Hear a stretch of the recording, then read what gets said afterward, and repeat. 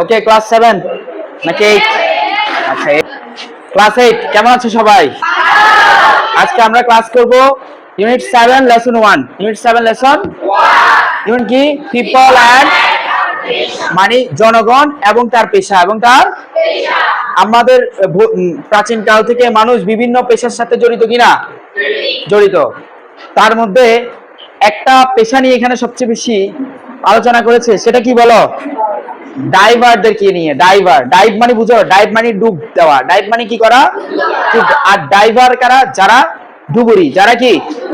এখানে এই ডাইভারদেরকে নিয়ে বেশি আলোচনা করা হয়েছে। কথা বুঝছো নাকি? আর এই ইউনিটের প্রথম লেসন নিয়ে যেটা আলোচনা করছে সেটা হচ্ছে পালস। পালস পালস পালস, মুক্তা মুক্তা মুক্তা।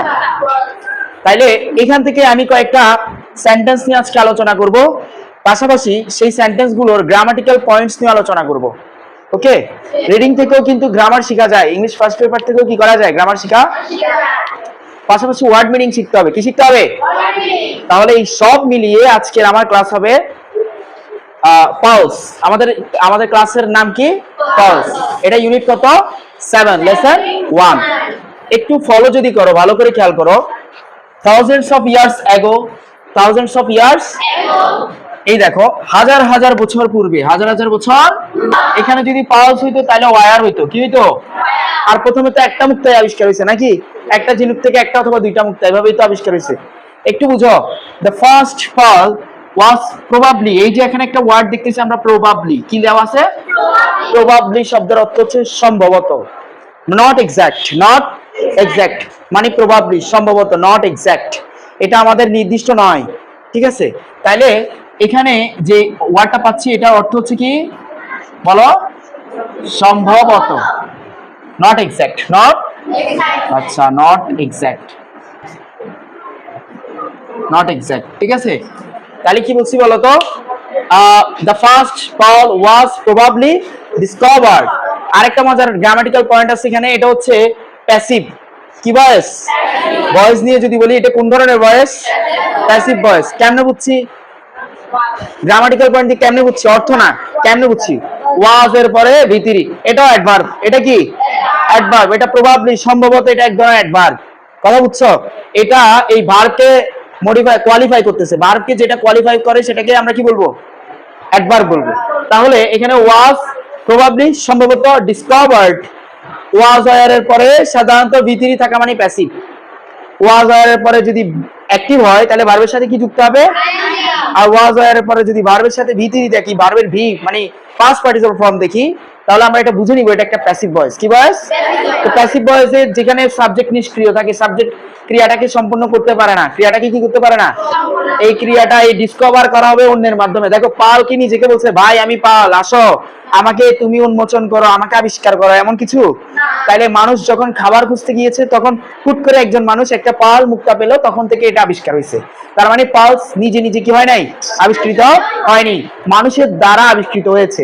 এই জন্য বলতেছে the first pal was probably discovered. বলো, the first pal was probably discovered, আবিষ্কৃত হয়েছিল।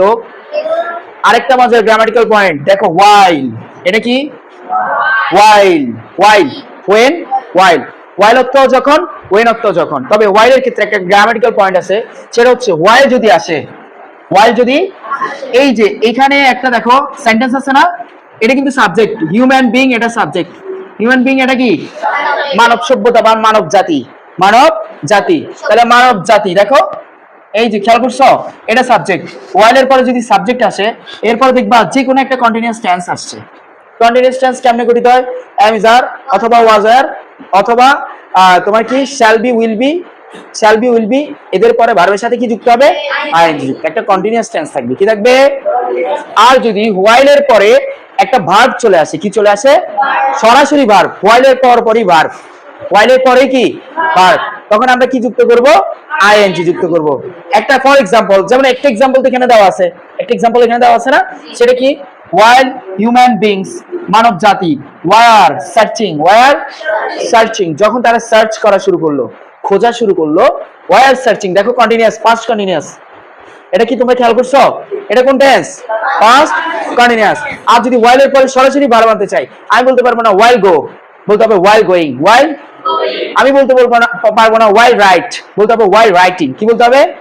while writing। যেমন আমি বলতে পারি while reading a book, যখন একটি বই পড়ছিলাম, while reading a book যখন আমি একটি বই পড়ছিলাম, I saw him, I saw বই পড়ার সময় আমি তাকে দেখেছিলাম।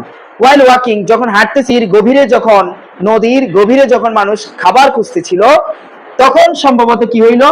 First pearl was probably discovered. কথা বুঝতে পারছি? First pearl was probably discovered. আচ্ছা, এবার আসো এরপরের লাইন, পার্ল হ্যাজ বিন। এই দেখো, এই দেখেন, এটা আরেকটা passive. Pearl has been mentioned. Mention মানে উল্লেখ করা, কোথাও উল্লেখ করা। যেমন একটা খাতার মধ্যে যদি আমি প্রথম কোনো কিছু লিখি, এটা খাতার মধ্যে উল্লেখ করা। কি করা? এখন দেখো, তাহলে পার্ল কি নিজে নিজে কোনো জায়গায় উল্লেখিত হয়েছে, না কারো দ্বারা উল্লেখিত হয়েছে? তাহলে এই জন্য এখানে আবার প্যাসিভ করছে, পার্লস হ্যাজ বিন। এখন কি হ্যাজ হবে না হ্যাভ হবে? হ্যাভ হবে, হ্যাভ। কি হবে? কারণ এখন পার্লস, এখন কি? তাহলে বলো পার্লস হ্যাভ বিন, এই যে ভিতরি মেনশনড, এটা প্যাসিভ ভয়েস এই জন্য ভিতরি আসছে, নাইলে have been, has been, had been. মুখে মুখে বলো have been, has been, had been. আবার বলো have been, has been, had been. এদের পরে ভার্বের সাথে কি যুক্ত হয়? আইএনজি। কিন্তু প্যাসিভ ব্যবহার করেনি, কি হয়েছে? ভিতরি। কি হয়েছে? ভিতরি।